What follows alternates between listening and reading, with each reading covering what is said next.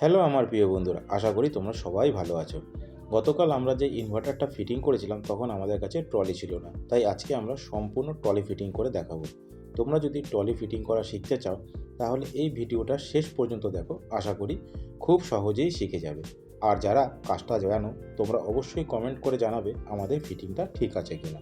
চলো এবার শুরু করা যাক। প্রথমে আমরা ট্রলি বক্সটাকে ওপেন করলাম, দেখা গেল এখানে মোট 5টা প্যানেল আর 6টা চাকা আছে। এরপর আমার হ্যাবলা ভাই একে একে সব পার্টসগুলো বের করে নিল। প্রথমে সাইড প্যানেল দুটো, তারপরে ফ্রন্ট প্যানেল, তারপর হচ্ছে লোয়ার প্যানেল এবং শেষে আপার প্যানেল। এরপর আমরা 6টা চাকা লোয়ার প্যানেলে সুন্দরভাবে ফিটিং করে নিলাম। তারপর সাইড প্যানেল দুটো লাগিয়ে দিলাম। চাকা লাগানো হয়ে যাওয়ার পর আমার হ্যাবলা ভাই বলল, দাদা আমি একটু উঠে দাঁড়াবো? আমি বললাম, হ্যাঁ অবশ্যই উঠে দাঁড়াও, কিচ্ছু হবে না।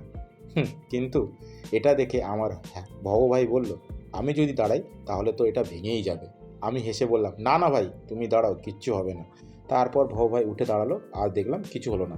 তবে সত্যি বলতে আমি কিন্তু ভিতরে একটু একটু ভয় পাচ্ছিলাম, কারণ অনেক দিন আগে একটা ট্রলির অ্যাড দেখেছিলাম যেখানে একটা হাতি দাঁড়িয়ে ছিল, তবু ট্রলিটার কিছু হয়নি। প্রিয় বন্ধুরা, তোমরা যদি ওই অ্যাডটা দেখে থাকো তাহলে অবশ্যই কমেন্টে জানিও। এরপর চলো সবচেয়ে গুরুত্বপূর্ণ কাজ, ব্যাটারি বসানো। আমি ভাউ ভাইকে বললাম, ভাই ব্যাটারিটা একটু তুলে ধরতে হবে। যেহেতু ভাউ ভাই একজন বডি বিল্ডার, সে বলল আমি এটা একাই তুলে দেবো। এরপর ভাউ ভাই ব্যাটারিটা তুলে ধরলো আর আমি ট্রলিটা নিচে দিয়ে সেট করে দিলাম। তারপর আমরা ব্যাটারিটা ট্রলির উপরে ঠিকভাবে বসিয়ে দিলাম। এবার ইনভার্টার মেশিন বসানোর পালা। আমি বললাম, ভাই মেশিনটা একটু ধরে রাখো। এই সময় আমার হ্যাবলা ভাই ট্রলির আপার প্যানেলটা আর ফ্রন্ট প্যানেলটা ফিটিং করে দিল। সব কিছু রেডি হয়ে গেল। ভাই ইনভার্টার মেশিনটা সুন্দরভাবে ট্রলির উপরে বসিয়ে দিল। এই ট্রলির সামনে দুটো পুশ বাটন আছে, যেগুলো দিয়ে খুব সহজে খোলা আর বন্ধ করা যায়। খুব ইউজফুল একটা সিস্টেম।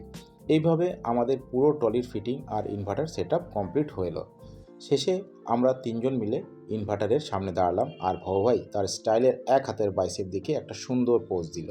প্রিয় বন্ধুরা, তোমাদের কাছে আমার এই কাজটা কেমন লেগেছে অবশ্যই কমেন্ট করে জানিও।